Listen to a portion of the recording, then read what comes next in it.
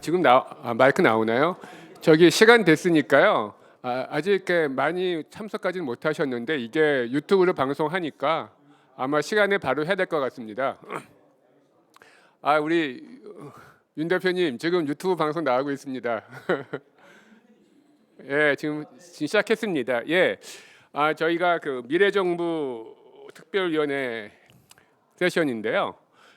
저희가 아마 여기가 그 제일 큰 방이에요. 101호인데 이렇게 제일 큰 방은요 가장 중요한 세션에 배정을 해요. 그래서 이게 그 오늘 우리 그 미래정부 세션에서 하는 이 주제가 정말 중요해서 여기서 제일 큰 방으로 배정받은 것 같습니다. 오늘은 이번 세션은요 발제가 하나입니다. 그래서 굉장히 중요한 거기 때문에 발제를 딱 이제 그 하나만 했고요. 대신 토론을 세 분을 모셨습니다. 바로 시작하죠 뭐. 일단은 우리 먼저 발제하실 분 소개해드릴게요. 그 랩 2050이라고요. 아마 아시는 분은 많이 아실 텐데 랩 2050 대표로 계신 윤형중 대표님께서요. 정책 정당을 위한 제언이라는 제목으로 발제를 하실 겁니다. 그래서 일단 발제를 짧게 듣고요. 저희가 한 80분 정도 되고 발제가 하나이기 때문에 토론을 충분히 많이 할 수 있습니다. 그래서 짧게 발제 듣고 토론을 굉장히 심도 있게 하는 그런 식으로 하려고 합니다. 먼저 발제 부탁드립니다. 일로 오시죠.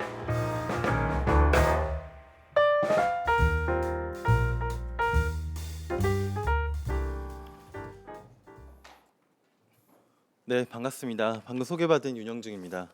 네, 아주 중요한 주제라고 하셔서 가장 큰 그 강의실을 빌려주셔서 감사하게 생각합니다.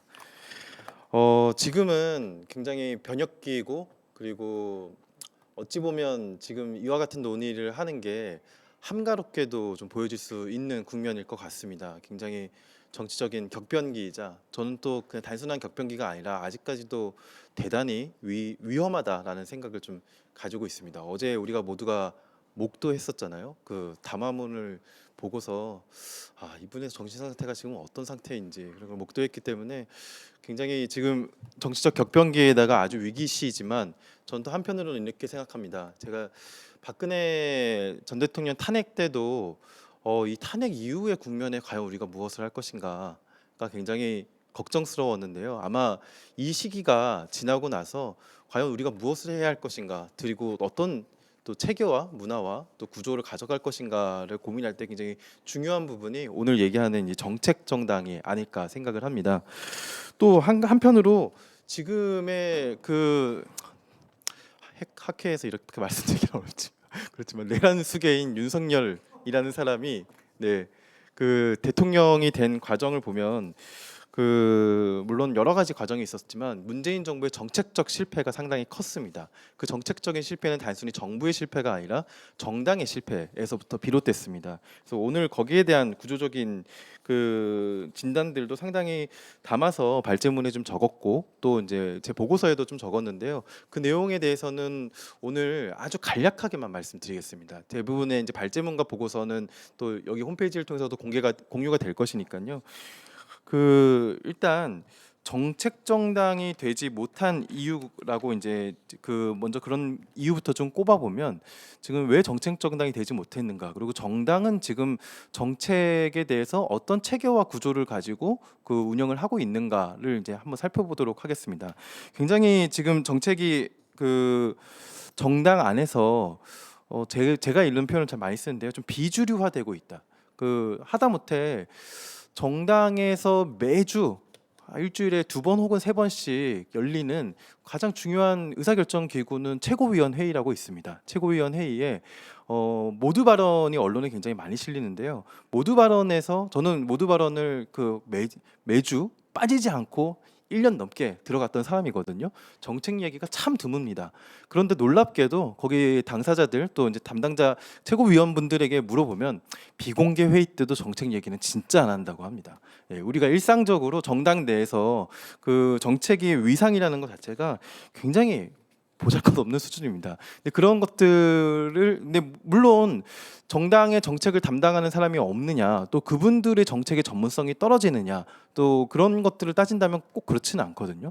그렇기 때문에 이 정책에 대한 정당이 제지 못한 거는 단순히 문화나 의지의 문제가 아니라 구조와 체계와 또 어쩌면 법률상의 또 문제가 있지 않는가라는 생각을 하고 있습니다. 그것에 대한 진단과 또 이제 문제 제기를 저희 이제 발제문에 좀 담은 것이고요.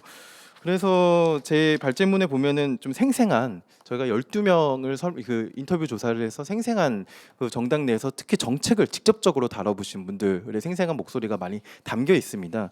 그런 분들의 목소리를 좀 어찌 보면은 굉장히 직설적으로 당에 이제 어떤 상황이 벌쳐졌는지, 예를 들면 뭐 선거 국면에 뭐 어제까지만 해도 정책 얘기를 하나도 안 하다가 갑자기 지지율이 떨어지면 그날부터 정책 좀 빨리 가져오라고, 정책위원회는 뭐 하는 거냐고 도대체, 이런 식의 그 논의가 이어지기도 하고, 막상 정책위원회 담당자분은 그런 식의 이제 최고 의사결정기구 회의에 가면은 굉장히 황당한 거죠. 그 전까지 정책을 아무리 강조해도 별로 중요하게 여기지 않다가 그런 식의 이제 논의가 이어지는 것을 보니까 정책이 일종의 정당의 액세서리처럼 취급을 받는 것이 아닌가라는 이제 그런 자조가 나오기도 하고요.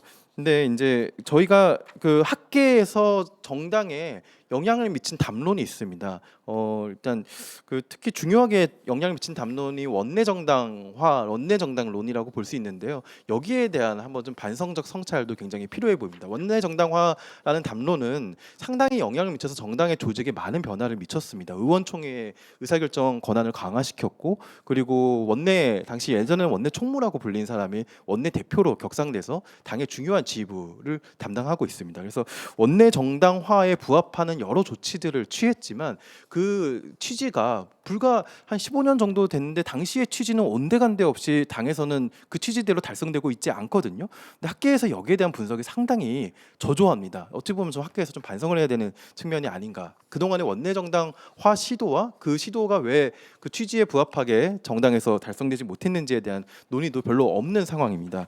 그래서 그 지금 정책 정당에 대한 그 실태, 그 정당의 지금 실태에 대해서 여러 가지 모습들을 다방면에 다 나열하기는 좀 어렵고요. 몇 가지만 콕 집어서 이제 키워드 중심으로 한번 얘기를 해보겠습니다.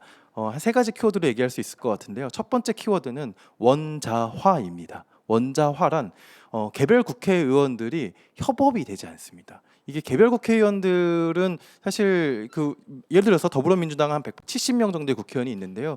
170명의 국회의원이 협업을 하지 않는다는 것은 170개의 소수 정당이 일하는 것이나 마찬가지인 상황인 것입니다. 그렇기 때문에 특히 한 상임위에서도 이른바 어떤 사안에서 정부의 그 변화와 답변을 이끌어내려면 여러 의원들이 협업을 해야 되거든요. 그거는 협업이라는 것은 뭐 스태프들 간의 협업도 있지만 그 상임위 회의 안에서의 협업도 굉장히 중요합니다. 근데 그렇게 원자화되어 있는데, 원자화되어 있는 여러 가지 요인들이 있습니다. 최근에 더 심해지기도 합니다. 최근에 유튜브 쇼츠 경쟁까지 벌어진다고 하는데요. 근데 그것뿐만이 아니라 애초에 구조적으로 그 의원들의 활동들을 연계하고 종합하고 체계적으로 종합하는 형태의 정당의 활동이 상당히 저조한 상황입니다. 그런 일들을 사실은 정책위원회가 해야 되는데 정책위원회가 그런 일들을 할 만한 사실 뭐 인력과 자원 자체가 상당히 부족한 현실입니다. 두 번째 키워드라고 표현하기는 그렇지만 두 번째로 이제 중요하게 강조하고 싶은 건 정책에 대한 논의 토론 자체가 상당히 부재하고 실종되어 있다라는 것입니다. 사실 제가 이 보고서를 쓰면서 정당에 정책 디베이트라도 주기적으로 한번 했으면 좋겠다라는 제안들을 여러 차례 했었거든요. 근데 지난번에 실제로 한번 디베이트를 했습니다. 금투세 디베이트를 했잖아요. 금투세 디베이트를 했는데 언론엔 딱 두 가지 키워드만 남았습니다. 하나의 키워드는 그 역할극이라는 키워드가 남았고요. 하나의 그 키워드는 그 인버스 투자. 그렇게 한국 경제가 안 좋을 것 같으면 인버스 투자하면 될 거 아니냐. 이 딱 두 개의 키워드만 남았거든요. 그래서 지금 정당이 굉장히 트라우마가 생겼어요. 디베이트하면 이렇게 안 된다. 이런 식의 트라우마가 생겼는데, 저는 이제 그런 식의 뭐 보여지는 디베이트도 중요하지만 뭐 당 내외 굉장히 원활한 토론들, 그리고 그 전문위원들 사이에 또 의원들 사이에 또 전문위원과 의원 보좌진들 사이에 상당한 토론이 살아 있어야 되는데 그런 토론이 상당히 부재하거든요. 또 제가 또 이전엔 또 기자 출신인데 막 그렇다면 우리 사회 각 영역에서의 토론이 그렇게 활발하냐?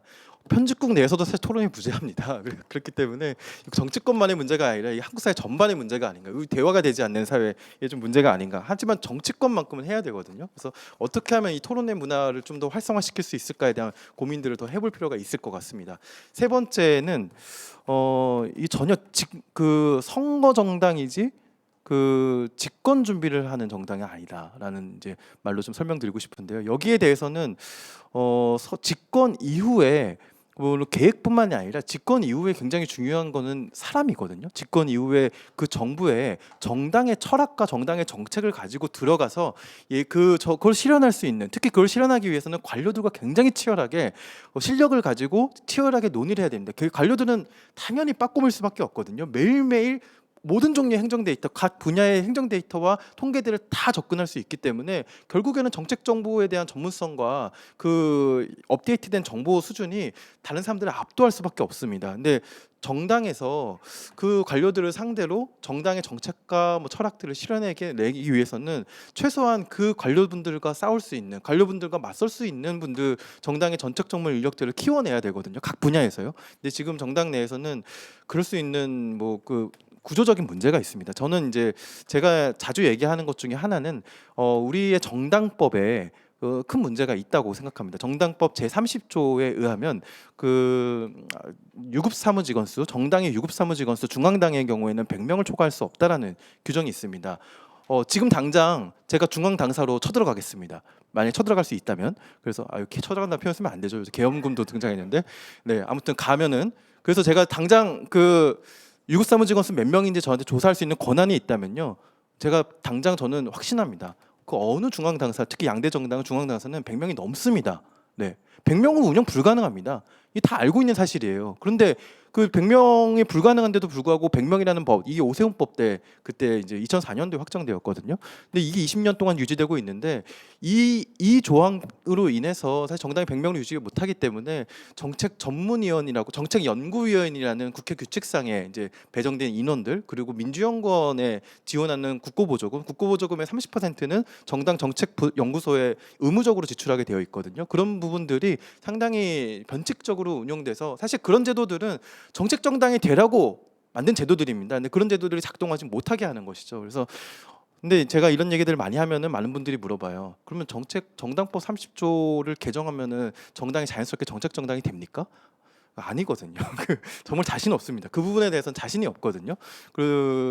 그렇지만 이게 있으면은 하기 어려운 굉장히 구조적인 문제가 있고, 물론 그렇다고 하더라도 지금은 변칙적인 상황에서 인력을 더 정책적으로 끌어갈 수 있는 방법이 있기도 합니다. 뭐 직책적으로 가지고 있을 수 있는 인력들도 더 있고요. 뭐 그런 것들 다 끌어오면 지금 변칙적인 상황에서도 조금 더 정책 인력을 늘릴 수는 있긴 있습니다. 근데 과연 그런 이제 변칙적인 방법이 언제까지 통할 것인가? 특히 저는 이제 정책 정당이라는 이슈를 전면에 내걸고 한번 국민들과 함께 얘기를 한번 해볼 수 있는 그런 기회를 마련해 봤으면 좋겠습니다. 그래서 정책 정당을 좀 가로막는 여러 가지 이제 그런 규제들, 이런 것들까지도 한번 우리가 언제까지 이런 정치를 볼 것인가, 네, 이런 논의를 통해서 한번 얘기를 해봤으면 좋겠습니다. 그래서 그게 제가 얘기하는 정당의 정책 기구를 지원하는 대표적인 법률과 규칙, 또 정당법 제30조의 문제들이고요. 그래서 이런 문제들을 해결하기 위해서 제가 사실 이거는 정당에 제출한 이제 보고서였기 때문에 단기, 중기, 장기로 나눠 가지고 여러 제안들을 좀 내놨었는데요. 그 중에서 일단 제가 뭐 인력에 대한 제안들도 많이 내놨었고, 특히 뭐 당장 임박한 선거는 저는 지방선거라고 봤었기 때문에 지방의 정책 역량, 특히 저희 연구소는 지자체로부터 연구 용역을 많이 이제 많이까지는 아니고, 많이는 수주하면 좋겠지만 수주를 하면서 이제 연명을 하고 있는데, 근데 지방에는 여러 정책적인 수요가 있습니다. 저희 연구소보다도 훨씬 더 체계적으로 좀 정당이 그걸 나서서 제대로 해야 되지 않을까라는 문제의식을 늘 가지고 있었거든요. 그래서 여기 제가 지역정책 포럼이라는 이제 아이디어를 좀 내놨었는데요. 지금 민주연구원이 산하 부설로 지역의 정책 전문 인력을 파견하고 그것들 좀 모으는 네트워크 조직들을 만들면 어떨까, 그런 아이디어를 몇 개 내놨습니다. 그리고 정당법 30조의 경우에는 이게 워낙 정치인들이 제기하기가 어려운 문제이기 때문에 정당 내에서 뭐 공론화 기구 같은 걸 한번 만들어서, 그 공론화 기구, 지난번에 국민연금 공론화 기구의 굉장히 핵심 관계자 두 분이 여기 와 계시네요. 예, 그래서 뭐 사전 설문조사와 사후 설문조사 같은 걸 통해서 뭐 어떻게 사람들의 생각이 수기를 통해서 바뀌었는지 이런 얘기들 얘기들을 해볼 수 있잖아요. 그래서 정당 내에서도 공론화 조사 같은 것도 해보고 공론화 기구도 만들고, 그리고 제가 그 정당 내에 좀 활발하게 매주 활발하게 정책 논의를 이어갈 수 있는 그런 이제 플랫폼들, 뭐 예를 들면은 뭐 타운홀, 정책 타운홀 미팅을 매주 정례화한다, 정책 디베이트, 정책, 저는 다른 나라에 몇 개 이제 제가 사례 찾았었는데 그래도 그 정당이 뉴스레터 발행하는 사례들도 꽤 있거든요. 그리고 정책에 대한 뉴스레터 같은 경우는 좀 주기적, 꼭 뉴스레터가 아니더라도 예전에 이제 그 과거 혁신 기구들의 제안들 보면은 모바일 당보 막 이런 제안들이 있어요. 그게 정책에 대한 이제 정보들을 모바일 당보로 발행하자 뭐 이런 제안들이었는데, 요즘 같은 경우에는 그런 것들을 뉴스레터로 좀 보내보는 것도 방법일 거라 생각합니다. 그래서 뭐 구조적으로 바꿔야 할 것들, 그리고 당장 뭐 하나하나 좀 실현해 나가면서 정책에 대한 논의를 좀 활성화하는 것들, 이런 조치들을 좀 나눠서 제안을 내놨습니다. 근데 저 혼자만의 그런 생각으로 상당히 부족하고요. 오늘 사실 저는 토론자분들과 또 이제 좌장을 맡으신 김태일 교수님하고 이 논의를 한번 제대로 한번 나누고자 하는 생각을 예전부터 가지고 있었거든요. 그래서 오늘 1시간 20분인 게 무척 아쉽지만, 네, 앞으로 1시간 동안 굉장히 여기에 대해서 좀 뜨거운 논의를 좀 나눠봤으면 좋겠습니다. 네, 이상입니다.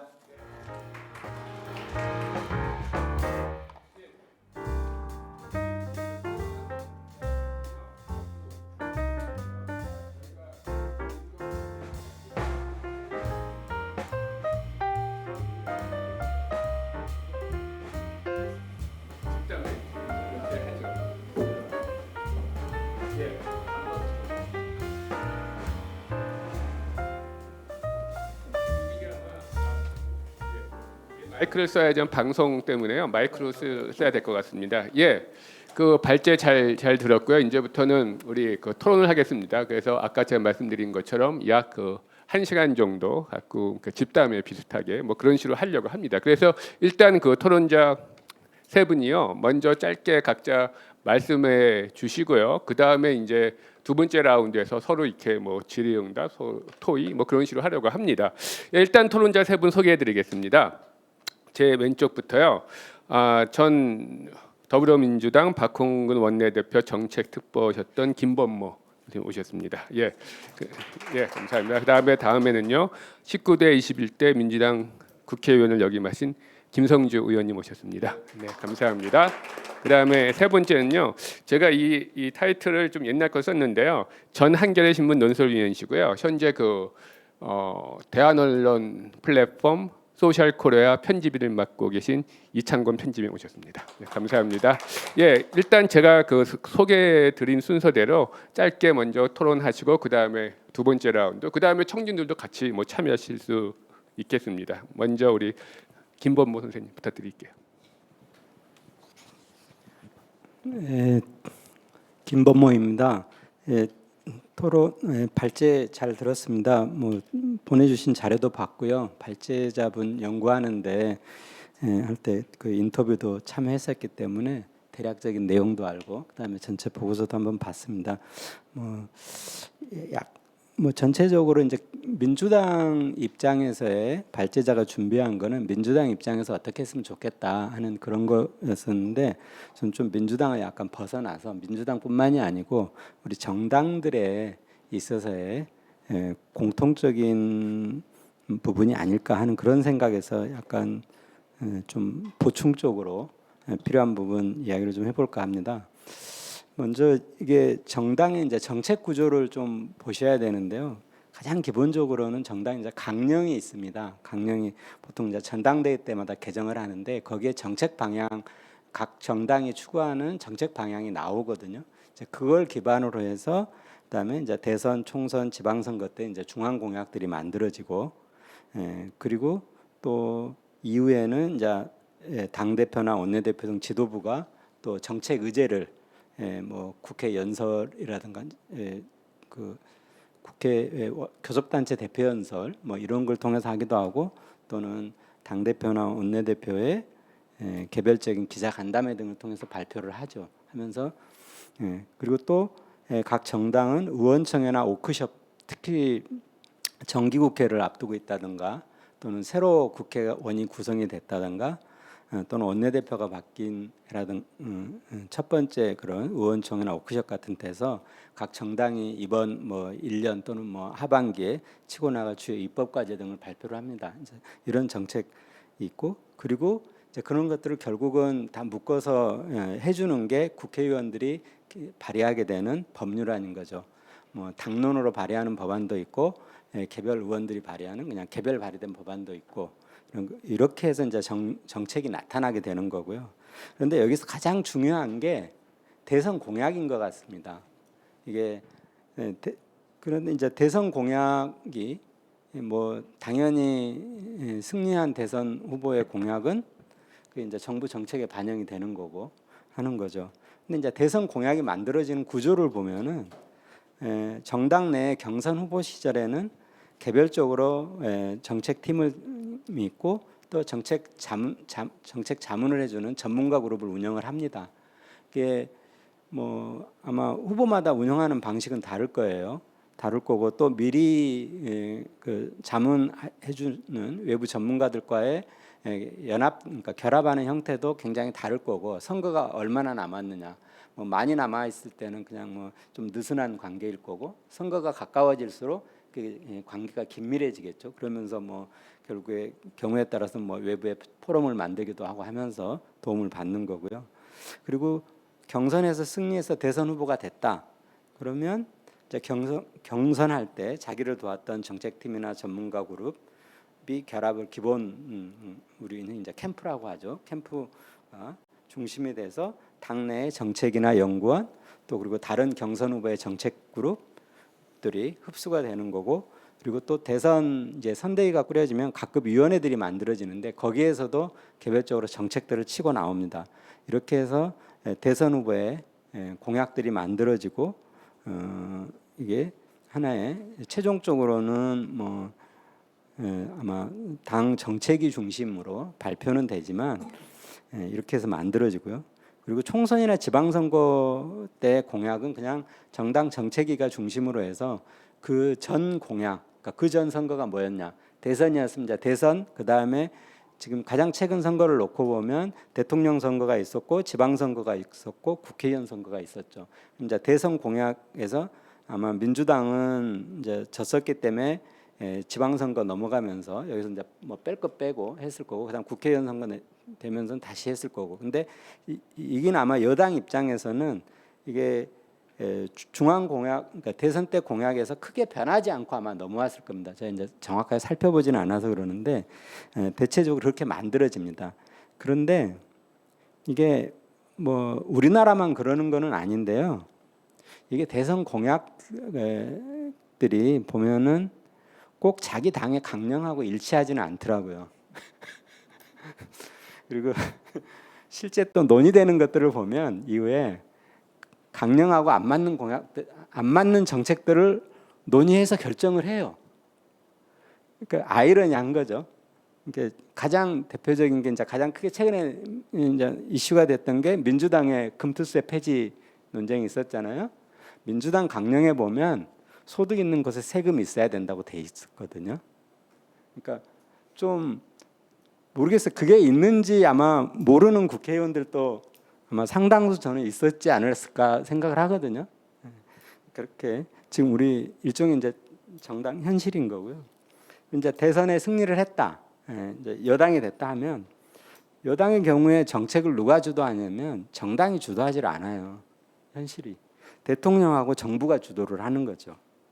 그나마 인수위를 거쳐가게 되면 인수위에서 국정과제를 만들면서 이게 당내 선거에 참여했던 전문가 그룹과 정부 관료들이 참여하면서 대선 공약을 바탕으로 해서 국정과제를 만들어서 그 이제 이행하는 어쨌든 간에 형식적이든 절차적이든 이행하는 구조를 거치는데 우리가 이제 불행한 과정을 한번 겪어봤잖아요. 문재인 정부 때는 인수위를 거치지 않고 바로 이행이 됐단 말이에요.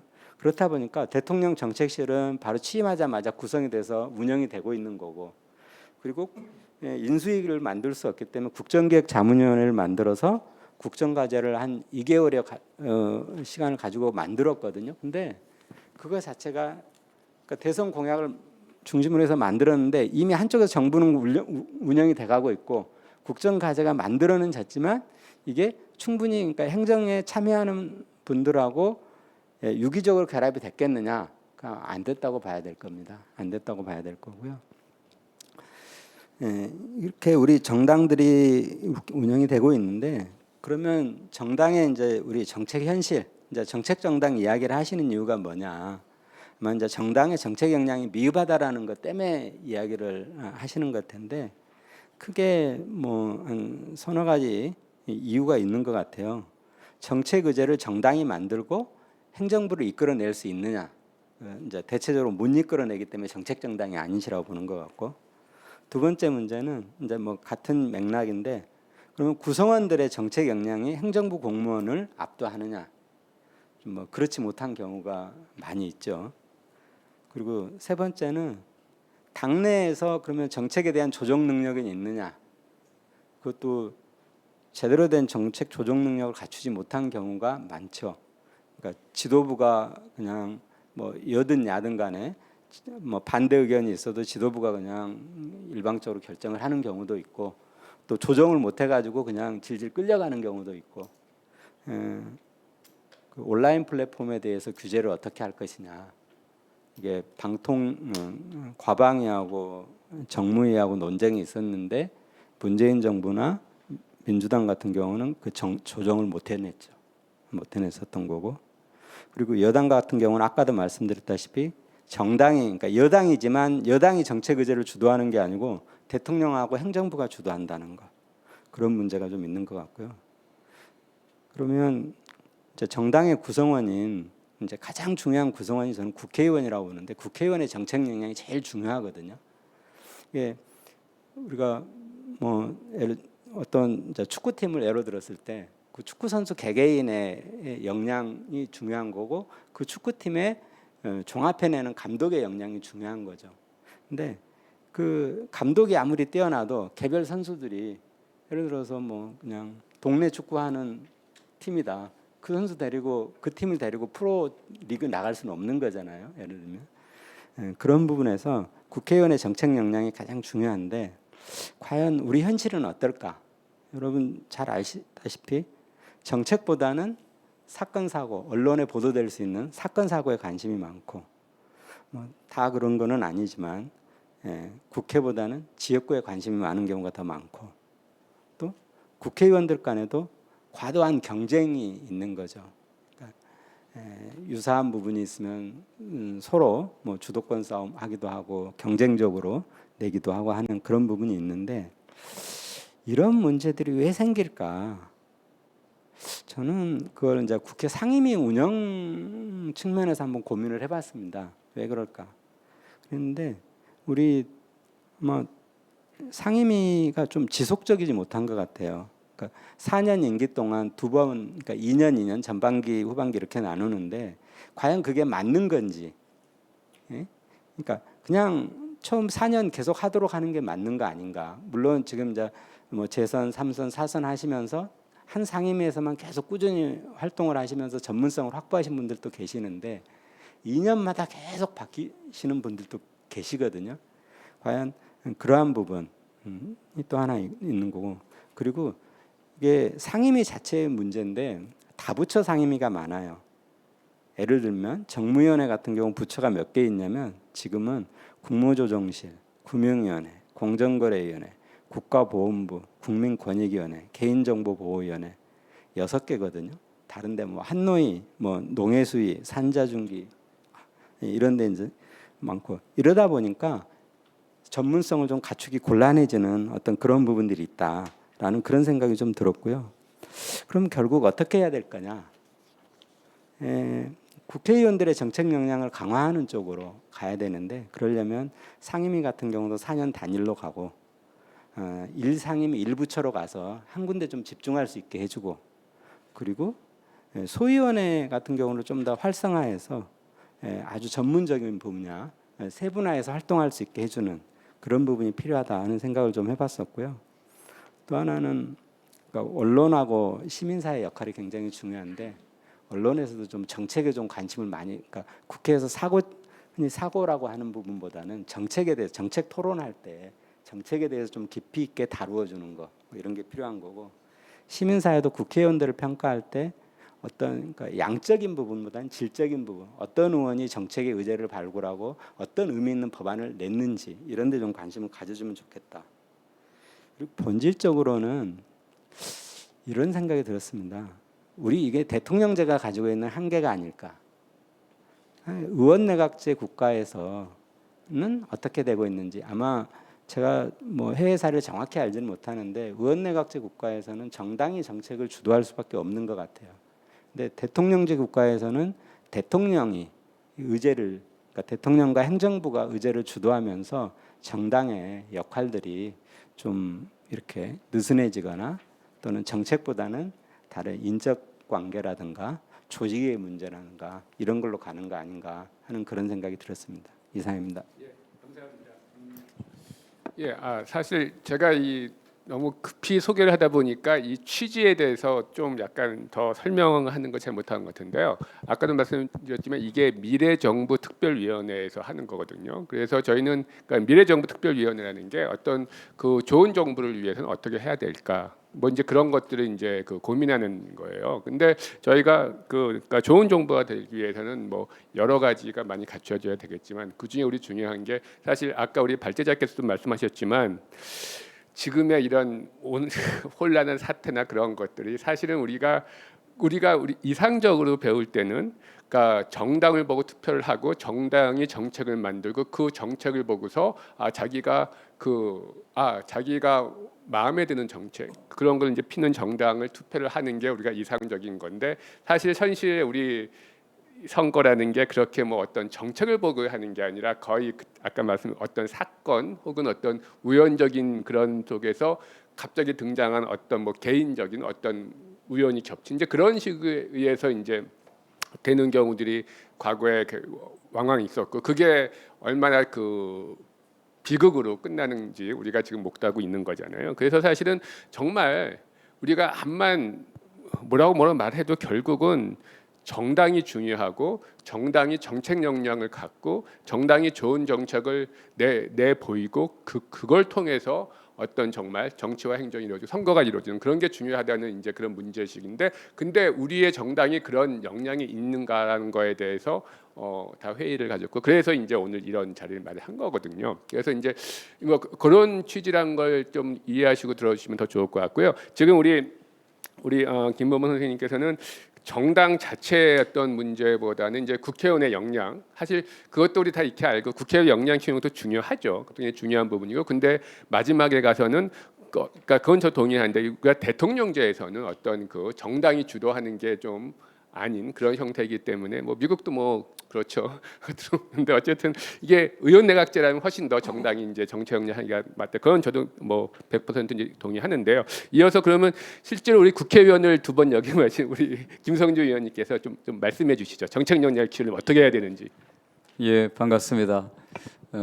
정당의 이제 정책 역량 강화라고 하는 주제로 좋은 토론회를 개최해 주셨고요. 발제와 또 앞선 토론 잘 들었습니다.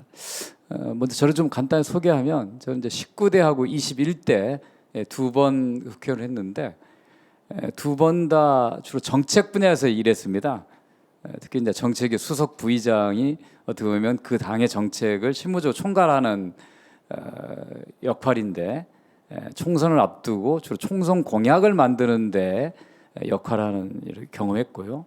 또 2012년, 2017년, 그다음에 2022년 대선에서 그 정책 본부에서 일하면서 주로 공약을 만드는 일에 참여했고요. 그리고 지난 문재인 정부 때는 일종의 인수위원회 격이죠. 정책기획자문위원회에서 참여해서 문재인 정부 5년 동안 설계도를 만드는 데 참여하기도 했습니다. 그래서 누구보다도 아마 정당의 정책에 대한 고민을 제일 많이 하는 사람 중에 하나다. 이렇게 먼저 말씀드리면서 그동안 했던 생각과 경험, 고민들을 나누고자 합니다.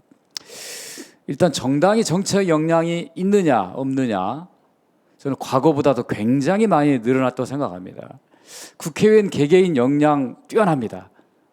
전문적인 역량을 갖춘 분도 상당히 많습니다. 근데 문제는 그게 개인의 역량이 아니라 정당 차원에 모여져서 실제적으로 정치적으로 발휘되는 이런 힘이 약하다. 이게 문제인 것이지 개인의 역량이 부족하다. 이런 걸 저는 느끼지는 못했습니다. 많은 현안을 가지고 의원들끼리 토론하는 과정에서 어떻게 보면 관료보다도 의원들이 정확하게 맥을 짚고 해법을 가지고 있는 걸 봤을 때 결코 개개의 역량이 적은 건 아니다. 그런데 왜 우리는 실패하고 있는가? 특히 지금 우리가 정치의 실패를 아주 극단적으로 경험하고 있지 않습니까? 윤석열 대통령이 과연 국민의 힘을 통해서 집권한 걸까?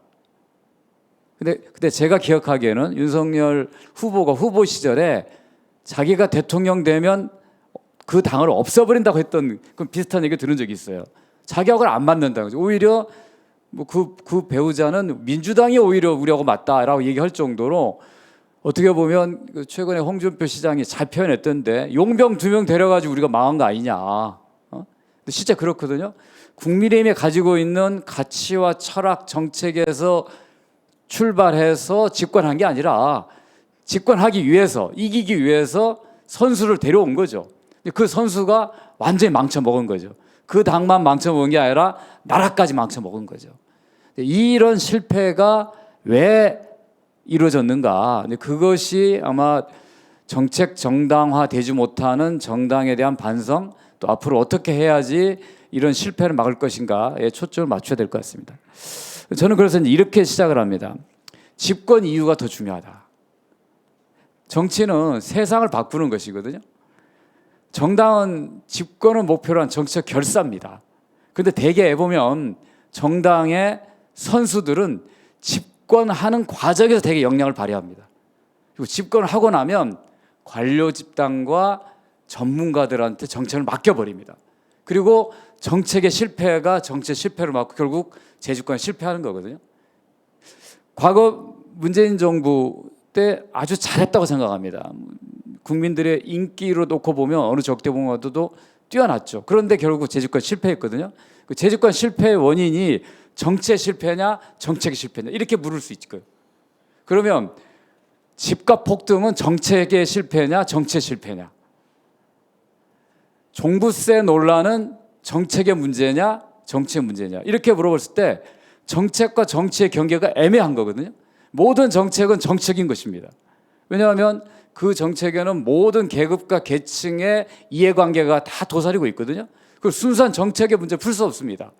어떤 이해관계를 그 집권 정당은 대변하기도 하고 또 자기 지지층들을 설득하면서 정치적 과정을 거쳐서 나가야 되는 거거든요. 그런데 과연 이게 정책 실패냐 정책 실패냐 그렇고 보면 경계가 애매하고 결국은 정책은 가장 고도의 정치적인 행위인 거고 정치는 결국은 정책을 통해서 실현한다는 거죠. 근데 지금의 모든 정당들이 그런 생각하고 있느냐? 일단 집권부터 하고 보자. 권력을 쥐고 난 다음에 그 다음부터 고민하자고 하는데 그게 잘못됐다는 겁니다. 그래서 지금은 우리가 해야 될 일은 정당이 집권 준비가 아니라 집권 이후를 준비하도록 하는 게 필요하다 이런 생각입니다. 정치 실패에 대해서 좀 더 얘기하고자 합니다. 제가 최근에 드는 생각이 이번 사태 드는 생각이 K-팝의 나라에서 웬 총든 계엄군 이 표현으로 요약할 것 같아요. 그러니까 외국이 대한민국을 지금 현재를 보는 것은 아니 저렇게 문화적인 역량이 뛰어나고 뛰어난 제품들을 만드는 경제 강국이 어떻게 총든 군인이 국회에 난입했느냐? 아니 저도 이해가 안 가는 거예요. 저도 처음에 계엄을 선포한다고 얘기했을 때 야 이거 혹시 가짜 뉴스로 지금 하는 거 아니야 누가? 근데 보니까 생방이에요. 믿기지 않은 일이 발생했는데 결국은 왜 대한민국이 이렇게 떨어졌느냐? 경제와 문화 역량은 넘버원의 위치에 갔을지 모르지만 정치가 후진적이라고 다 보여준 거죠. 그럼 결국은 민주주의 제도와 장치가 제대로 작동하지 않고 민주주의 선진국이라고 하는 자부심을 가지고 있었는데 한 사람의 권력자가 엉뚱한 생각을 맺으면 무력을 동원해서 뒤집을 수 있다고 하는 걸 보여준 것이죠. 그렇다고 하면 우리는 왜 실패하는가에 대한 원인을 찾을 수 있을 것입니다. 민주당은 왜 재주권 실패했는가? 어떻게 보면 이 사태에 그러니까 윤석열의 실패가 사실은 민주당 재집권 실패로 출발했다고 본다면 민주당은 왜 실패했냐? 딱 하나입니다. 정권 심판론이었죠. 그럼 지난 총선에서 민주당 어떻게 승리했느냐? 윤석열 정권 심판을 승리했죠. 그러니까 모든 야당은 자신들의 여당 때 했던 걸 가지고 평가받는 게 아니라 다 그걸 망각 속에 다 넘기고 지금 현 정권이 잘못하는 것만 집중적 공격하면 무조건 선거에서 이기는 겁니다. 그러니까 나서 집권하면 또 실패하는 거죠. 이것을 반복하지 않으려면 어떻게 해야 되느냐? 정당 스스로 정책이 가장 중요한 수단이자 무기라고 하는 것들을 일상적으로 체현하지 않고서는 또 여러 가지 선거 캠페인을 거쳐서 상대를 거꾸로 틀고 난 다음에 똑같은 과정을 반복할 수밖에 없다는 거죠. 그래서 그것이 모두가 그게 뭐 특정 정당이 아니라 모든 정당들에게 다 공통된 과제가 될 것이다 합니다. 그렇다고 하면 지금 우리가 무엇을 바꾸고 준비할 것인가 이 얘기를 하려고 합니다. 저는 기본적으로 정치를 불가능을 가능으로 만드는 거라 생각합니다. 그게 없다면 어떤 정당이 집권하든 누가 대통령이 되든 권력의 교체만 있을 뿐이지 실제로 세상에 큰 변화는 이룰 수 없다고 봅니다. 최근에 10여 년 동안의 정권 교체가 있었지만 국민들이 체감하는 변화가 있었는지 진지하게 묻는다면 저는 자신 있게 답변하지 못합니다. 저희도 야당도 경험했고 여당도 경험했고 다시 또 야당이 처지지만 우리가 다시 집권했을 때 정말 세상에 큰 변화를 만들 수 있을까라고 묻는다면 자신 있게 답변하지 못하는 것이죠. 그럼 우리가 뭘 준비해야 될 것인가? 저는 첫 번째 일단 정책이라고 하는 무기, 수단을 준비한다고 봅니다. 아까도 말씀드린 것처럼 집권과의 과정은 치열하고 그 후는 전문가 집단에 맡기는 게 아니라 집권의 플랜을 정당들 스스로 만들어낸답니다.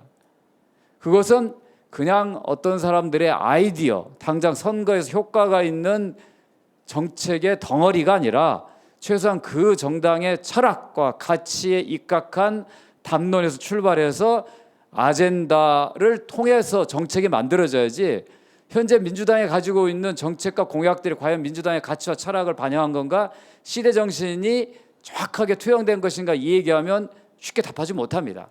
좋은 아이디어가 있다면 표에 도움이 된다고 하면 짜집게 해서 만들어내는 거죠. 그러니까 선거가 끝나고 나는데 그 캠페인 내용을 아무도 기억하지 못하는 거죠. 그래서 구체적으로 그렇게 준비하려면 현재 집권준비위원회가 집권 후 준비위원회로 바꿔야 된다는 겁니다.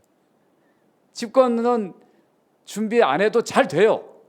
흐름 타고 갈 겁니다. 그런데 막상 집권하고 난 다음에 정부를 맡았을 때 어떻게 할 건가에 대한 준비는 아무도 안 돼 있는 거죠. 아무도 안 돼 있으니까 원래 잘하던 정치로 돌아가는 거죠. 그리고 진짜 중요한 정치는 관료 집단과 전문가들한테 의존하는 거죠. 문제가 생기면 개입하지만 이미 사고가 터지고 난 다음에 되돌릴 수가 없는 겁니다. 또 하나는 이제 사람의 준비입니다. 정당에 사람이 없느냐? 있습니다. 근데 그들에게 역량을 키울 수 있는 경험과 권한이 잘 주어지지 않습니다. 야당 때는 어떻게 버티지만 문제는 여당이 되고 난 다음입니다. 여당이 되면 훨씬 더 인적 자원이 풍부해지거든요. 근데 여당이 되고 나면 고위 당정청 회의에서 모든 걸 결정합니다. 나머지는 전부 다 둘러리예요. 제가 실제로 그 21대 국회에서 보건복지위원회 간사를 맡았는데 그때 의대 정원 이슈가 있었습니다. 상임위 의원들 내에 논의도 안 한 상태에서 이미 청와대가 고위 당정회의를 거쳐서 결정을 해서 여당 간사 보고 이거를 추진해달라는 거예요. 그럼 사전에 협의를 해야지. 이게 상당히 위험한 거다. 반발이 초래되는데 이걸 그렇게 결정하고 우리 뭐 하라고 하면 어떡하냐라고 했지만 이미 열차는 떠난 거죠. 결국은 사고는 터지고 뒷수습 역할은 결국은 정당과 국회가 맡게 되는 거죠. 그게 반복되는 겁니다. 그래서 당내 전문가 집단들을 일상적으로 양성을 해서 그리고 난 다음에 이들을 전문가로 양성하는 그런 과정들이 있어야 된다. 그리고 당내에서만 그 준비하면 되느냐? 그렇지 않다. 당 바깥에 굉장히 훌륭한 인재들이 많습니다. 이들과 네트워크를 하고 필요하면 과감히 이들을 충원시켜야 되는 거죠. 그러니까 집권 후에 충원시키는 게 아니라 집권을 준비하는 과정에서부터 이 전문가 집단들과 같이 일할 수 있어야 된다는 거죠. 그렇게 하는 데서 가장 핵심적인 인재를 일종의 섀도우 캐비넷처럼 그림자 내각으로 준비시킬 필요가 있고, 그리고 현안에 대한 발언을 하는 책임 의원 제도를 도입할 필요가 있답니다. 그러면 자연스럽게 자기 생각을 말하면서 전문성과 책임성을 키워주는 겁니다. 그런 거 안 한 상태에서 갑자기 여당이 되니까 사람이 없으니까 외부에서 데려와도 하는데, 그거는 그 당의 철학과 전혀 관계가 없는 그냥 전문가를 따르는 거죠. 그 전문가는 끊임없이 실패할 수밖에 없다는 겁니다. 또 하나 중요한 것은 이제 정당의 역할입니다. 정당이 아까도 말씀드렸지만 맨 처음에 정당이 집권을 위한 정치적 결사인데, 그 집권은 항상 개인이 집권한다는 거죠. 조금 더 확대하면 후보 캠프가 집권하는 거죠. 캠프 핵심들이 들어가서 당 정책 주요 요직들을 차지하면서 가는 거죠. 그러나 그 캠프가 정당으로부터 오랫동안 단련되고 훈련되고 한 사람들이냐? 아닌 경우가 많습니다. 그러니까 정당과 정책적인 괴리가 생기는 거죠. 그래서 기본적으로 집권은 개인의 집권이 아니고 정당이 집권해야 된다는 거죠. 윤석열 후보는 개인이 집권한 거죠.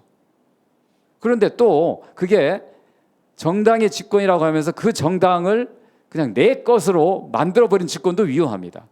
그러니까 정당이 갖고 있는 여러 가지 히스토리를 기반으로 한 집권이 돼야 된다라는 거고요. 집권이 되고 난 다음에 제 제안은 대통령실과 정부의 주요직은 정당 출신이 맡아야 됩니다. 특히 청와대 정책실장, 기재부 장관은 정당 출신 맡아야 됩니다. 현역 의원이 경험했던 아니었던 간에 정당 출신이 들어가야 당과의 긴밀한 정책적인 협의를 통해서 국정을 끌어갈 수 있을 것입니다. 또 하나는 아까 말씀드렸지만 당정회의는 상향식으로 이루어져야 된다. 위에서 결정하고 관리와 전문가 집단의 자문을 받아서 결정하고 밑으로 내리지 말고 상임위에서 당정협의를 진행하고 정책위에서 그걸 다시 한번 확인해주고 지도부가 최종적으로 결정하는 이런 구조가 가야지 오류가 발생하지 않는다는 겁니다. 그게 굉장히 중요한 역할이고, 마지막으로 정당이 일상적으로 정책 정당이 되려고 하면 지금 현재 정치 과잉에서부터 좀 벗어나야 됩니다. 특히 유튜브 정치. 어느 전직 의원들이 모인 저희 카톡방이 있습니다. 거기서 이런 얘기했어요. 요즘에 국회에서 정말 야당이 이 탄핵 사태, 계엄 사태와 탄핵 국면 정말 잘하고 있는데, 근데 자기가 보기에는 쇼츠용 영상을 만드는 데 집중한다는 거예요. 좀 더 차분하게 뭐가 문제 있는지, 당신의 역할이 뭐였는지, 그게 잘못인지 추궁하면 훨씬 더 설득력이 있을 텐데, 그렇지 못하는 쇼츠용 질의를 하는 것들이 안타깝다는 얘기를 했는데 아마 많은 국민들이 그렇게 느낄 것입니다. 그래서 정당에서 좀 정치 과잉을 조금 더 걷어내고 당원과 지지자들도 관심을 정책으로 돌릴 수 있는 노력이 필요하다는 거예요. 이거 정당만이 할 수 있는 겁니다. 그렇게 된다면 사실은 당원들도 일상적인 정치 참여하는 데 있어서 내가 느끼는 주거의 문제, 의료의 문제, 교육의 문제, 복지의 문제, 일자리의 문제, 이런 문제들을 일상적으로 정당을 통해서 자신들의 대변자인 의원을 통해서 반영시킬 수 있어야 되는 거죠. 근데 지금은 그런 장치는 전혀 작동하지 않습니다. 그런 모임과 토론의 기회도 없습니다. 그리고 오로지 정치적 구호만 난무하고 있거든요. 그런 것이 지금 같은 시기엔 필요하지만, 그렇다고 하더라도 또 다른 단위에서는 차분하게 이후를 준비하는 그런 노력들이 이루어진다고 하면 정당의 역량을 정책으로 모아내고 또 정책 정당이 집권하고 난 다음에 국정을 안정적으로 끌어나가는 그런 게 열릴 수 있을 까 생각합니다. 감사합니다. 지금 그러니까 집권 이후를 준비하는 그런 게 이제 필요하다는 말씀하셨고, 그 다음에 사실은 이제 집권 이후에 어떤 주요 그 장관직 같은 거를 이제 정당 출신이 저도 그건 동의를 하는데요. 그러니까 우리가 대통령적이기 때문에 약간 좀 다르긴 한데 어쨌든 그건 그렇고, 일단은 그 다음에요. 우리 그 이창건 그 편집인께서 해주신데, 우리 이창건 편집인께서는 그러니까 언론인을 오랫동안 이제 그 종사하셨기 때문에 언론인으로서의 어떤 경험, 시각, 그 다음에 또 이제 특히 유럽 정당에 대해서 잘 아시잖아요. 그 유럽의 정책 정당에 대해서도 이제 많은 경험을 가지고 계신데요. 좀 좋은 토론 부탁드립니다. 네, 이창호입니다. 앞서 두 분께서 이제 정치와 정당을 경험한 입장에서 이제 말씀을 하셨고, 저는 이제 뭐 언론인으로서 정책에 대해서 좀 관심을 특별하게 좀 가진 그 입장에서 말씀을 드리고자 합니다. 상당히 이제 좀 관찰자의 입장이 아닐까 싶습니다. 우선 이제 중요한 게 정책을 둘러싸고 이제 여러 질문이 있습니다. 그래서 우리가 어떤 문제를 좀 정확히 겨냥해서 보고자 할 때는 질문이 이제 중요한데, 정책을 둘러싸고는 사실은 많은 질문이 이제 필요합니다. 정책이라는 게 뭐고, 정책이 또 누가 생산을 하고, 그리고 그 정책을 누가 또 결정하는가라는 거고, 그것을 대한민국이라는 정치의 속에서 누가 생산하고 누가 결정하는가. 그러면 또 더불어서 정당은 왜 주도적인 정책 행위자, 정책 생산의 어떤 주도적 행위자가 되지 못하는가, 뭐 이런 어떤 복잡한 질문이 있을 겁니다. 그리고 대한민국이 오늘날 이른바 10위권에 이르는 경제 선진국이 되었고, 지금은 이제 격동적인 어떤 상황에 놓여 있지만, 그럼에도 불구하고 우리가 눈도 보니 선진국이라고 얘기하는 대한민국, 과연 대한민국의 오늘의 어떤 모습은 마냥 정책의 실패로만 이루어졌었던가, 그렇게 뭉뚱그려서 얘기한다면 대한민국이 어떻게 오늘날 이렇게 경제적으로 10위권의 경제 대국이 됐고, 그리고 문화적으로도 이렇게 강국이 되고, 이른바 K라는 다양한 어떤 수식어들로 자랑스럽게 얘기할 수 있는가. 그래서 어떤 정책이 성공을 했고 어떤 정책이 실패했는가, 이렇게 좀 구체적으로 물어봐야 될 거고, 가장 근본적인 질문은 정책은 왜 필요한가. 기본적으로 정책은 우리가 사회 구성 공동체의 사회 구성원들이 이 고통을 입는 그 고통에 응답하기 위한 솔루션으로서 정책이 존재하고, 그 정책은 정치로만 가장 빠르고 정확하게 풀 수 있기 때문에 우리가 정책을 고민하고 또 정치를 얘기하는 게 아닌가 싶고, 그 점에서 이제 정당의 중요성이 제기될 수밖에 없는 거 아니겠습니까?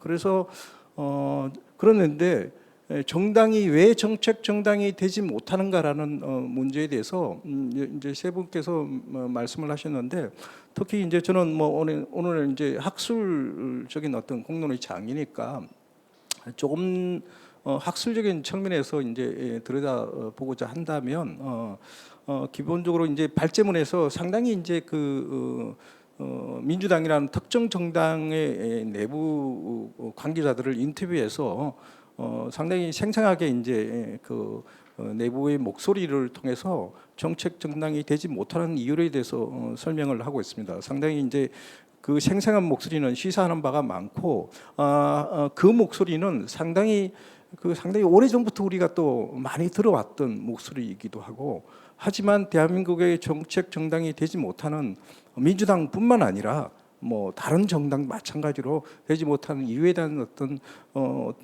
여러 가지 설명을 해주고 있습니다. 그래서 그 설명에 상당히 이제 시사점을 보여주고 있는데, 그러나 특정 정당의 중심으로만 이 정책의 문제와 정책 정당의 문제만을 바라볼 수 있는가? 그렇게 되면 문제 해결이 될 수 있는가? 기본적으로 대한민국의 정책 정당이 되면, 그러니까 다시 말해서 국회의원들이 정책에 더 관심을 기울이고 정당이 정책 중심으로 더 고민을 하면 이렇게 뭐 대한민국이 난제들, 우리나라 특히 이제 난제를 여전히 많이 갖고 있는데, 특히 사회 문제에 대한 난제가 많고, 상대적으로 경제 정책에 비해서 사회 정책이 상당히 이제 비중이 낮아졌고, 그러면서 상대적으로 사회적인 문제가 많이 이제 농축돼 있고, 이 문제가 해결되지 못하는 그런 상황이고, 대표적인 게 저출산, 고령화, 양극화, 불평등 이런 문제들이고, 이런 것들이 왜 이제 풀어야 하는가? 서민들에게 너무나 고통을 주기 때문에 그런 거, 우리 사회를 더욱더 진전을 발전을 방해하는 가장 핵심적인 요인들이기 때문에 그러하다. 그래서 정책의 중요성, 정당의 어떤 그 정책에 대한 관심의 중요성, 이런 것들을 이제 우리가 얘기를 하는데, 정책 등당이 되지 못하는 이유에 대해서는 뭐 여러 가지 이제 설명들을 해 왔는데, 제가 이제 이 부분에 관심을 갖고 한번 예전에 그 여러 이제 뭐 여야 국회의원들에게 한번 물어본 적도 있습니다. 그때 봤을 때 이제 뭐 보수 당의 국회의원은 선거가 너무 잦다. 6개월마다 선거하는데, 맨날 선거하는데 그 뭐 선거 하기에 집중하다 보니까 뭐 정책은 일상적으로 고민하기보다도 악세 쓸 수밖에 없지 않느냐. 그러니까 선거가 너무 작다라는 뭐 그런 어떤 얘기를 하고, 두 번째는 이제 그 잠깐만요. 제가 이제 뭐 조금 이렇게 지금 그다음에 정치 구조 자체에 특히 정책 그에 대해서는 관료의 사실상 집권 준비가 제대로 안 됐다 보니까, 집권 후 아까 중요하다는 말씀하신데 중요한데 관료에 포획된 어떤 그런 어떤 일이 반복되고 있다. 쉽게 관료에 포획된다. 왜냐하면 정책에 대한 전문성이 좀 떨어지니까 관료에 포획되기 십상이고, 실제로 제가 이제 문재인 정부의 어떤 정책의 성공과 실패가 있는데, 실패 사례에 대해서 문재인 정부의 고위 관계자들을 인터뷰한 적이 있는데, 물어보니까 어떤 답들이 있었냐면, 알고 보니까 기재부 관료들이 생각보다 참 뛰어나더라.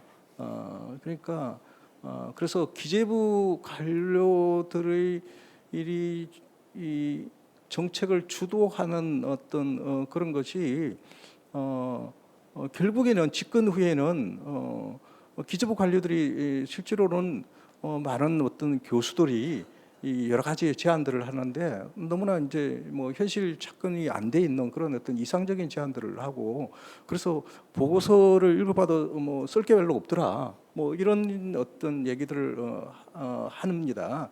이건 생생한 어떤 이제 워딩인데, 한편으로 이해되면서 한편으로 이것이 바로 한국의 현주 정책을 둘러싼 어떤 현주소다라는 것이고, 이 얘기와 함께 또 이제 한 가지 더 이제 얘기를 하는 것은, 정책을 가다듬고 검증하는 싱크탱크가 제대로 역할을 하고 있지 못하다.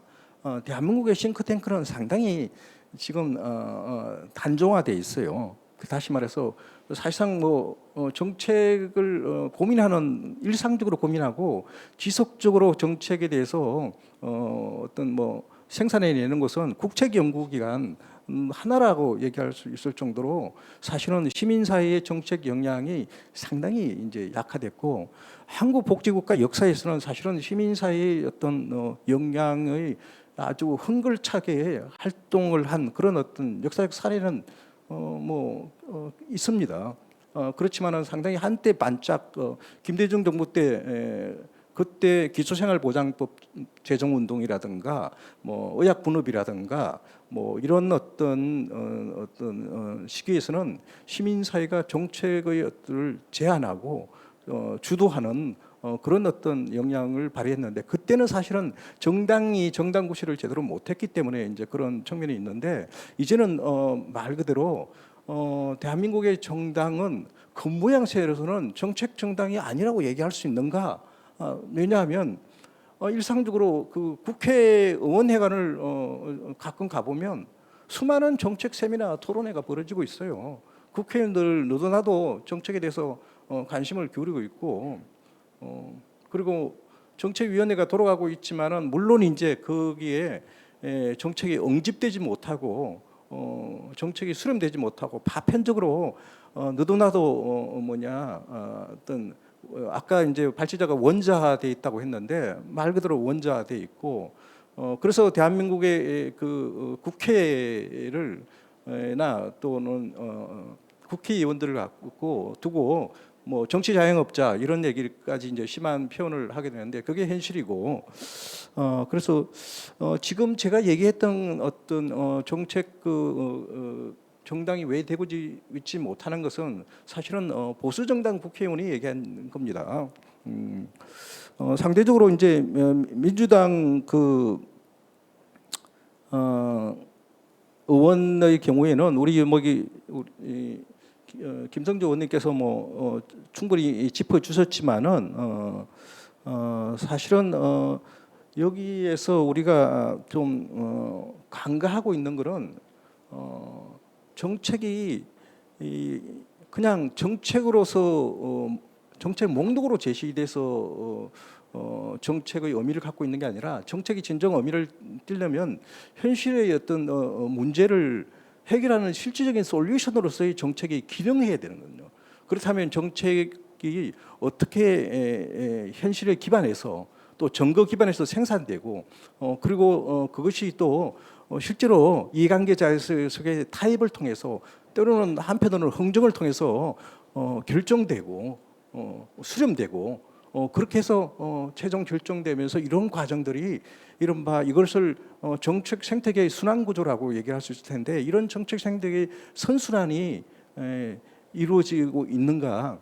그것이 그렇지 못한 어떤 상황을 우리가 정책 생태계의 오작동이라고 얘기했을 때 이런 정책 생태계의 오장을 정당만이 모든 것을 문제로 정당의 문제로만 모든 것을 볼 수 있느냐?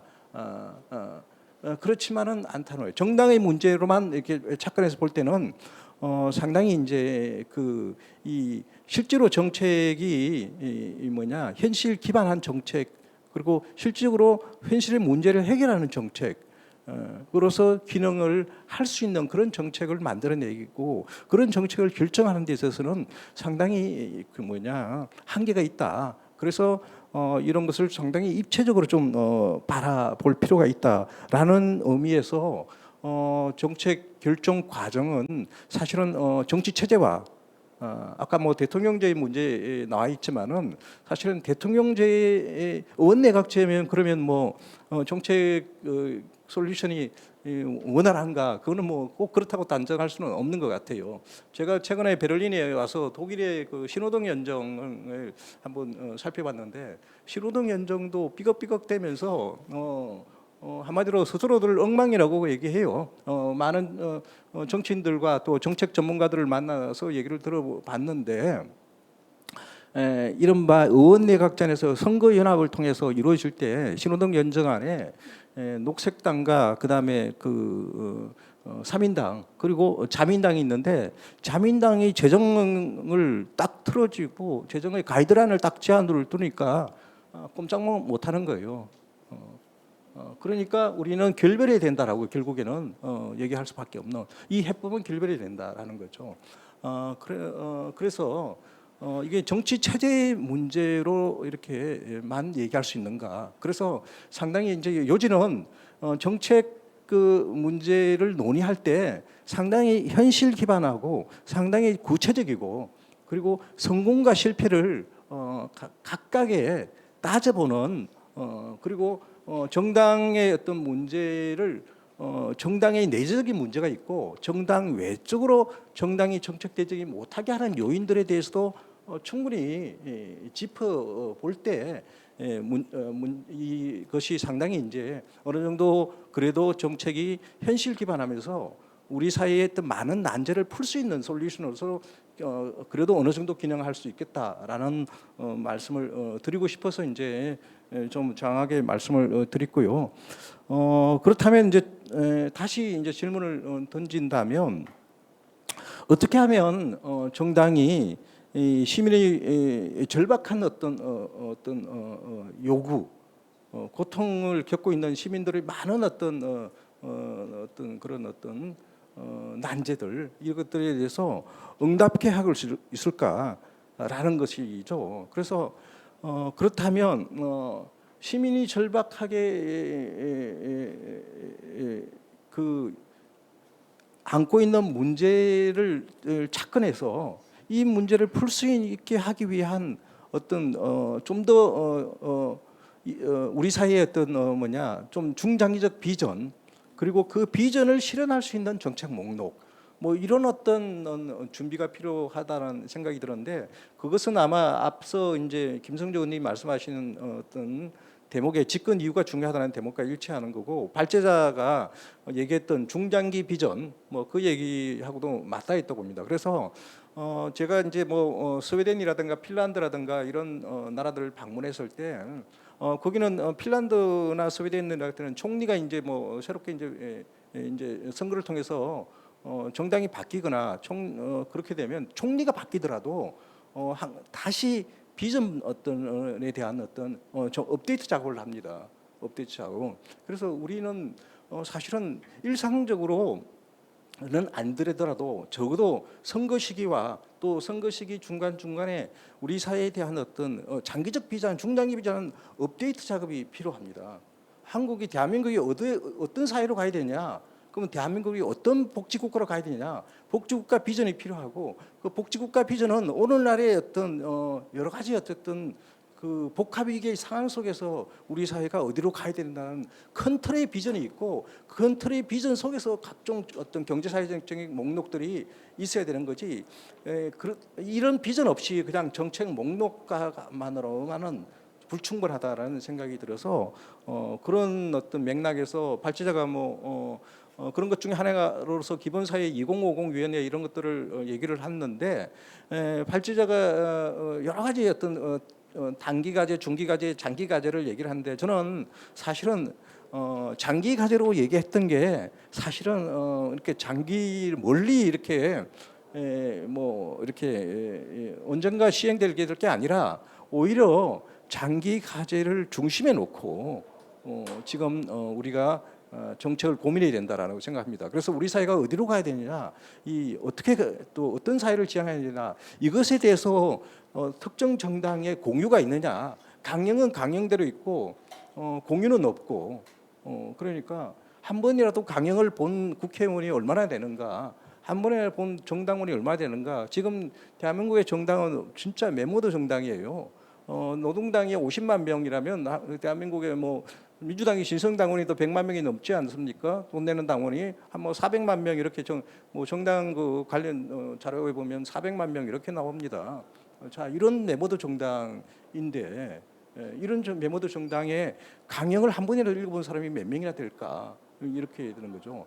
사실은 그 강령이 형식적으로 이루어지고 있고 그렇다면 저는 이 비전을 공유할 수 있는 그런 장들이 일상적으로 만들어져야 된다고 봅니다. 그래서 발제자가 토론 이런 얘기를 했는데 그런 어떤 대토론의 장이 한번 적어도 선거 시기에는 함께 좀 바탕업 정도로 이루어지는 그런 것이 필요하다고 생각이 듭니다. 더 있으세요? 네, 여기까지로 네네. 일단 하겠습니다. 예. 감사합니다. 제가 따로 정리하지 않아도 이제 어떤 말씀인지 다 이해했을 것 같은데요. 일단 시간이 생각보다 이게 시간이 없네요. 근데 제가 질문 하나만 할게요. 이건 이제 구체적인 건데요. 아까 우리 발제문에 여러 가지 있는데 그 중에 이제 정당법 30조 얘기를 하셨거든요. 그리고 그게 사실 이제 우리 발제자께서 굉장히 문제의식을 가지고 계신데 그거에 대해서 정당법 30조를 바꾸는 거, 고치는 거 어떻게 생각하시는지 좀 듣고 싶은데요. 간단히 우리 발제자께서 설명해 주시고. 정당의 유급 사무직원 수를 100명으로 제한하는 조항입니다. 이 조항으로 인해서 정책 전문 인력들, 특히 이제 정책위 전문위원이 지금 현재 민주당은 24명이거든요. 17개 상임위를 기준으로 하면 각 부처당 1명 정도를 담당하고 있는 상황입니다. 네. 정당법 30조는 장기 과제가 아니고 정기법 30조는 빠르게 바꿔야 될 요소죠. 왜냐하면 솔직히 꽈놓고 얘기하면 지금 민주연구원의 연구원이 지금 사실은 뭐 정책위원회에 있는 어떤 일하는 사람이 민주연구원의 연구원으로 등록돼 있지 않습니까? 그 월급은 뭐 민간인으로서 받는데 이런 정당에서 일을 하잖아요. 이것이 바로 기본적으로 이제 정당법 30조에서 유급당은 중앙당 100명, 지방에 100명 이렇게 제한되어 있기 때문에 실제로 그런 인원으로서 감당할 수가 없지 않습니까? 그러니까 이제 그게 이 정당법 30조는 정당 그 정치자금법 뭐 28조하고 직접적으로 연관돼요. 그러니까 결국에는 국가의 세금으로 정당이 정책 연구를 하도록 그렇게 정치자금법에 규정해놓고 그런데 실질적으로는 정당법 30조에 의해서 정치자금법이 작동이 안 되는 거예요. 실제로 제가 예전에 민주연구원의 그 내부자를 한번 봤는데 민주연구원이 받는 돈이 꽤 돼요. 꽤 되는데 그 중에 사실은 얼마나 실제로 연구에 쓰이냐 보니까 아주 제가 지금 예전에 관련 글을 썼는데 지금 정확하게 기억이 안 나는데 하여튼 그거는 한 제가 보건데 20%도 안 되는 것으로 제가 지금 정확한 기억이 아닌데 그렇게 된다 말이에요. 이것이 바로 정당법 30조와 정치자금법 28조의 연관성 연계고리예요. 그러니까 이건 당장 풀어야 되는 거죠. 정치인들이 이런 것을 풀지 않고 놓고 계속 이게 정책 정당을 지향한다. 그거는 가능치 않다는 생각입니다. 이게 장기 과제가 아니고 뭐 좀 빨리 해결할 과제죠. 그 정당법 30조 개정에 대한 요구는 굉장히 오래됐습니다. 근데 이게 왜 안 되냐? 정당들이 다 원하는데 일단 여론의 지지를 받지 못하고 있습니다. 지금까지 정당들이 별로 한 역할이 없다고 생각하는데 숫자를 더 늘려 국민 세금 가져다가 그러니까 동의받지 못하는 거거든요. 저는 그게 굉장히 정책 정당을 만드는 데서 중요하다고 생각하지만 그러려고 하면 정당이 정책으로서의 뭔가 유능함과 효능감을 국민들한테 보여줘야 그래야 정부 공무원들보다도 정당의 전문 집단들이 훨씬 더 국민들한테 유용한 정책을 생산하고 그게 도움이 되네 이런 것들을 먼저 확인시켜줘야 가능하리라고 생각합니다. 그래서 저는 현재 있는 그 100명조차도 정책 역량에서 다 쓰는 게 아니라 이리저리 다 빼돌려 쓰고 있습니다. 왜냐하면 당무가 너무 많아요. 정당이 유지하는 데 있어서. 근데 거기 늘리면 정책으로 다 돌려질까요? 저는 어렵다고 봅니다. 또 당무로 갈 거예요. 그래서 그게 필요하긴 하지만 그러려면 뭔가 국민들의 지지와 동의를 얻어야 되려면 그러면 먼저 정당이 뭔가 모습을 보여줘야죠. 그게 저는 오히려 더 급선무다 생각합니다.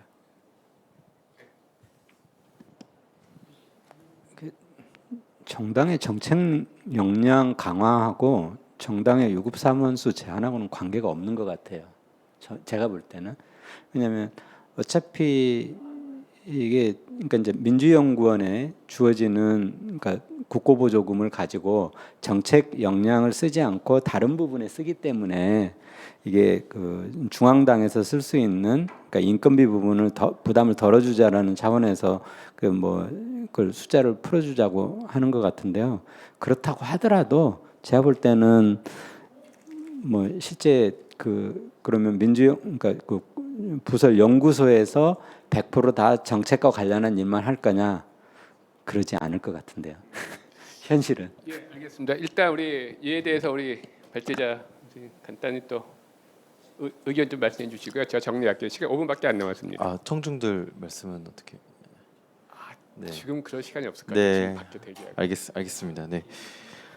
정당법 30조 문제는 닭이 먼저냐 사실 달걀이 먼저냐 문제거든요. 근데 물론 이 정당이 이것만 풀어주면 정당의 선의에 기대서 뭔가 더 할 거다라고 기대하기 상당히 어려운 현실입니다. 하지만 저는 어떤 상징적인 의제를 잡고 또 국민들과 함께 논의를 한번 이끌어가는 것도 방법일 거라고 생각하거든요. 정당이 정책 정당이 되기 위한 여러 이제 법적인 규제조차도 있다라는 것을 국민들께 알릴 필요도 있을 것 같고요. 또 이걸 통해서 정당이 그렇다면은 국민들께 신뢰를 주려면 뭘 해야 되는가? 그러니까 그런 논의들도 충분히 할 수 있을 것 같습니다.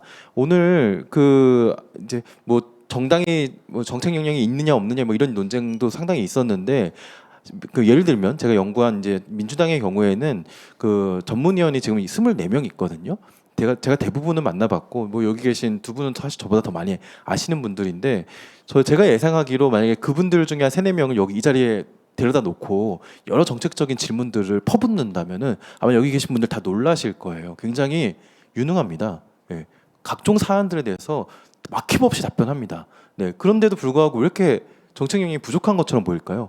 사실 혼자서는 할 수 없어요. 근데 혼자서 그 한 분야를 맡는다는 것도 사실 불가능한 거거든요. 그래서 그런 이제 그 문제들을 그러니까 저도 어떤 그 분야를 탐구하고 뭐 연구를 해나가면서 이 말동무라도 사실 필요하잖아요. 그러니까 근데 정당에서는 사실 그럴 수 있는 상황이 별로 없고 특히 이제 전문 정책위원회가 아까 이제 원자화된 의원들을 좀 이렇게 묶어내야 되고 바깥에 있는 학자분들 아까 학자분들이 좀 그 정책의 문법에 맞지 않는 보고서 던져가지고 왜 채택 안 되지? 왜 이렇게 생각하신다고 뭐 이렇게 말씀하시잖아요. 그런 일들 사실 좀 여기 계신 분들 많이 겪은 일들이거든요. 저는 학계에 계신 분들이 이 폴리페서라는 말에 너무 무서워하지 말고 굉장히 좀 적극적으로 정당의 정책과 관련된 일들에 참여하는 것도 굉장히 필요하지 않나라고 생각이 되어집니다. 네, 더 하고 싶은 얘기 많지만 여기까지 하도록 하겠습니다. 예, 시간이 많을 줄 알았는데 뭐 별로 없네요. 일단 정리해야 될 것 같은데요. 일단 저도 제 의견 말씀드리면 사실 이게 아마 지금 유튜브로 보시는 뭐 시청자분들께 좀 이해를 도우면은 그러니까 그 정당법 30조 아까 발제자께서도 말씀하셨는데 이게 이제 유급 직원을 100명으로 제한을 해요. 근데 사실 100명 갖고 택도 없죠. 예. 그런데 그래서 이제 그리고 아마 많은 분들이 잘 모르겠는데 정부에서 정당의 정책 연구하라고 어마어마한 지원을 해요.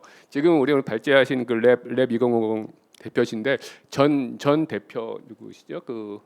예, 이원재 전 대표가 전에 그런 말 했던 기억이 있어요. 만약에 자기한테 연간 30억만 재원이 있으면 정말 어마어마한 정책 연구를 할 수 있다고 그랬거든요. 근데 지금 우리 양대 정당에 갖는 돈은 어마어마해요. 그러니까 그 정도 돈을 갖고 그걸 정말 정책 연구만 쓰면은 정말 굉장히 좋은 정책들도 많이 만들 고민할 수 있는데 현실적으로 유급 지금 100명 제한 때문에 사실 민주연구원에 있는 분들도 사실은 연구원으로 이름을 올리지만 실제로는 뭐 그 당무하시는 분들도 전문에 그런 식으로 이제 되고 그래서 그거에 대한 이제 문제 제기를 하신 건데 말씀하신 대로 과연 그거를 푼다고 해서 정말로 그 정부가 지원하는 돈, 정부가 지원하는 인력을 다 정책 연구에만 쓸 거냐는 뭐 모르겠어요. 그렇지만 일단 그런 제한이 있는 상태에서는 너희 좀 제대로 하라는 말 하기도 힘들기 때문에 일단 그런 제한을 풀고 그 다음에도 못한다면 그 다음에 비난하고 채찍하자 이제 그런 의미로 발제하신 것 같고 저도 그 부분은 동의를 해요. 사실 이 얘기를 좀 더 깊게 했으면 좋을 것 같은데 아마 바로 지금 총회가 있기 때문에 여기서 끝내야 될 것 같은데 혹시 플로어에서 혹시 하시고 싶은 질문? 네. 마이크만. 예.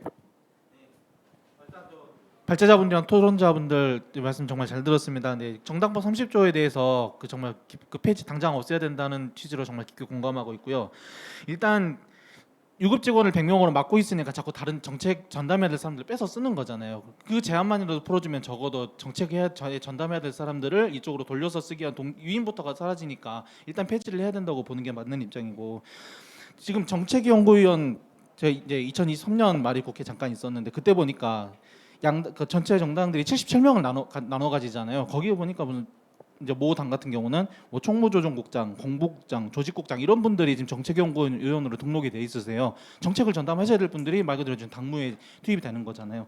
이런 거를 막기 위해서라도 일단 30조 없애고 이제 정책하시는 분들은 정책에 전담할 수 있게 사람이 가서 일을 해야 기능을 하는 거니까요. 그리고 한 가지 더 좀 제안을 해보고 싶은 게 있는데 지금 각 의원실마다 보좌 인력이 9명씩 있잖아요. 사급 보좌관 둘, 선임비서관 둘, 입시서 4명 해서 그 지금 현재 구조에서는 모든 보좌진들이 국회의원한테 예속이 돼 있지 않습니까? 근데 그 중에 한 2명 정도라도 정책 전담으로 해서 현재 정부에서 고위공무원 단지도 운영을 하듯이 의원의 지휘는 받지만 소속 자체는 국회 사무처로 해서 보좌관 풀 제도를 해가지고 그 사람들은 보좌진들, 그러니까 정책 보좌진으로서 정책에만 전념할 수 있는 그런 제도를 하나 만들면 어떨까라는 생각도 좀 해봤어요. 왜냐하면은 분명 보좌진들 분 중에서도 정책적인 역량 정말 뛰어나신 분들 많은데 그분들이 온전히 정책에 집중할 수가 없지 않습니까? 왜냐하면 국회의원 같은 경우는 국회의원의 기능은 입법기관으로서 정책 결정자의 기능을 기대를 받고 있지만 그분들의 목적은 재선이기 때문에 상임위에 온전히 집중할 수 있는 분들이 그게 많지 않을 것 같거든요. 그렇다고 의원의 방향이 재선에 집중이 돼 있으면 정책의 방향도 상임위보다는 뭐 지역의 재선을 위한 정책들로 갈 수밖에 없기 때문에 그 목적과 따로 놀 수 있는 인력을 좀 보장을 해주면 어떨까라는 그런 생각을 좀 해봤습니다. 감사합니다. 그 취지는 분명히 다들 공감할 거예요. 과연 어떻게 작동할까는 이제 좀 더 고민이 필요하겠지만 굉장히 좋은 점 감사드리고요. 사실 이 얘기 더 길게 하고 싶지만 지금 시간 제한 때문에 더 해서 안 될 것 같고요. 오늘 사실 발제한 게 지금 이거 일회성이 아니라 계속해서 이거를 공론을 하고 더 많은 토론을 해서 정말로 정책 정당을 되기 위한 그런 제안은 풀고 그다음에 정책 정당이 되기 위한 그런 어떤 효과적인 그 대안이 마련되기를 바라면서 오늘 이번 세션 마치겠습니다. 감사합니다.